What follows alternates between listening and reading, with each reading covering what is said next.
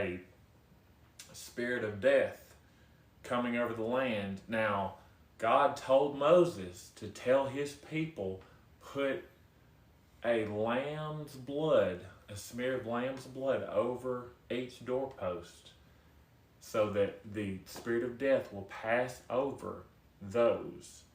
So whatever doorpost, the lamb's blood, and there's a significance of this, the lamb's blood, Christ's blood. This was the example. This was what the Christ's blood stood for. That this is what the lamb's blood stood for, was Christ and his coming in the near future. So this spirit of death basically passed over every doorpost that had the lamb's blood.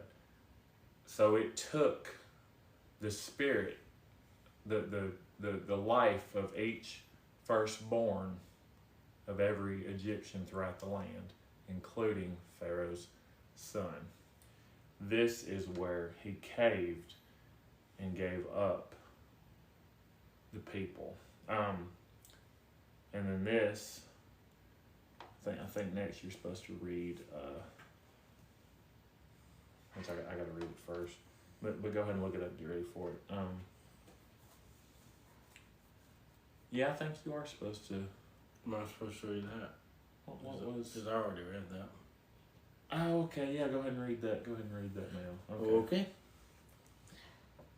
And it came to pass at midnight that the Lord struck all the firstborn in the land of Egypt, from the firstborn of Pharaoh, who sat on his throne, to the firstborn of the captain who was in the dungeon, and all the firstborn of livestock.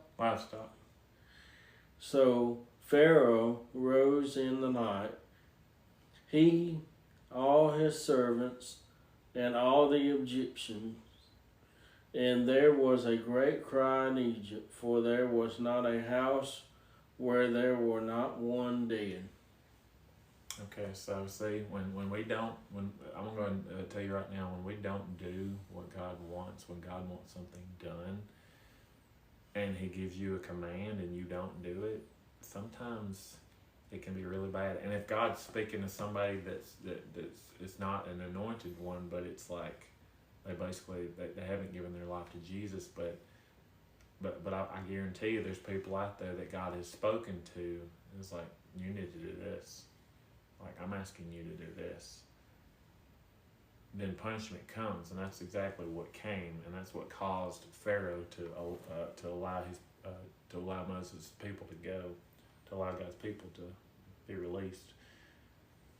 Verse 29 says, by faith they passed through the Red Sea as by dry land, whereas the Egyptians attempting to do so were drowned. Okay, John. Exodus 14, 21 through 29. So you all know the story. Are you ready? Yes. Go ahead. Just whenever. Okay. Yeah, he's going to read the story. I'm going to go ahead and let him read the story. So. Okay.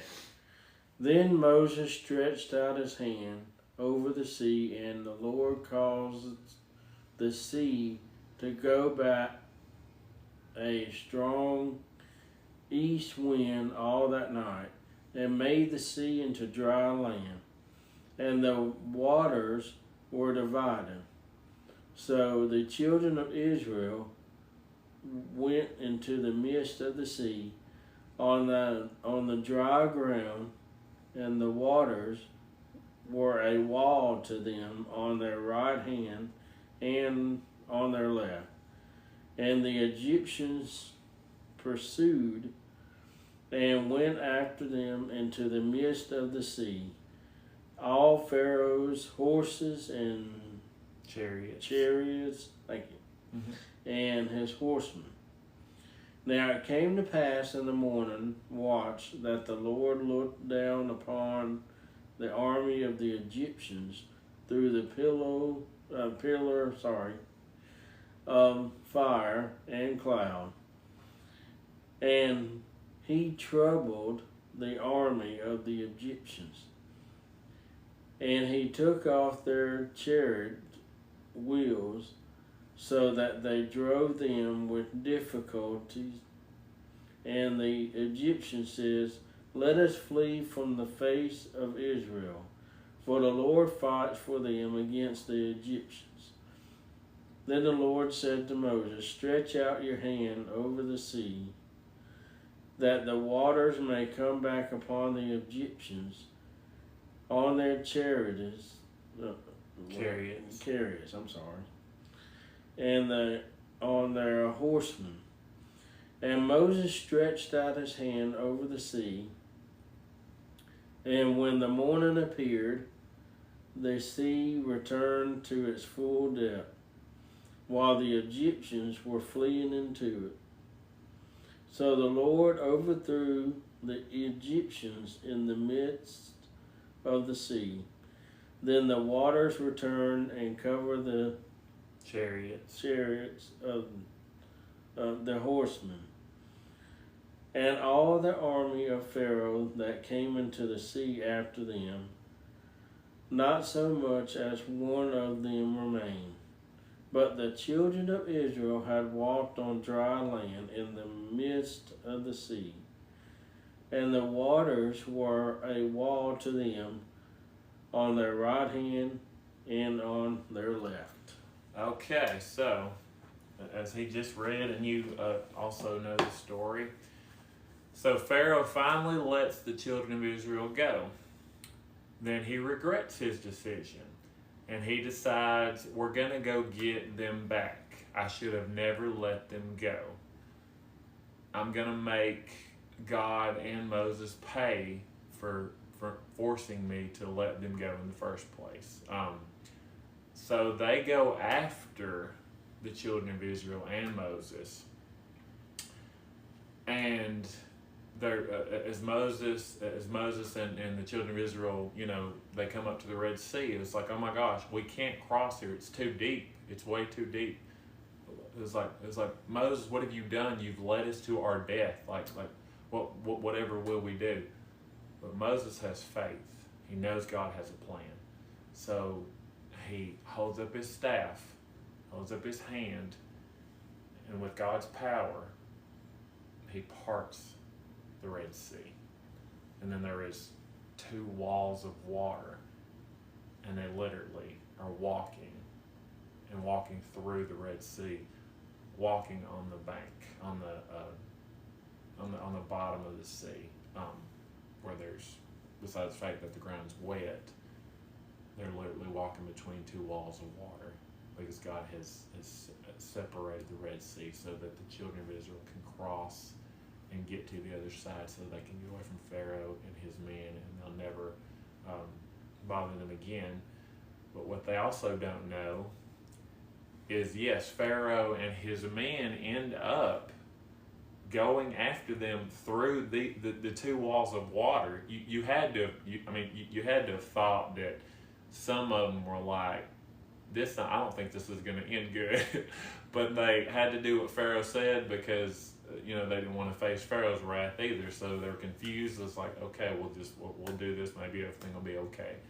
Pharaoh didn't care. He didn't care. I think he was so angry, and his wrath was he had so much wrath in him. He wasn't even thinking about what could happen. So the children of Israel are still crossing, and Pharaoh and his men enter on the bottom of the sea, between the two walls of water. But the children of Israel, once they get up on the land and out between the two walls of water, God brings the Red Sea back together and drowns Pharaoh and his men.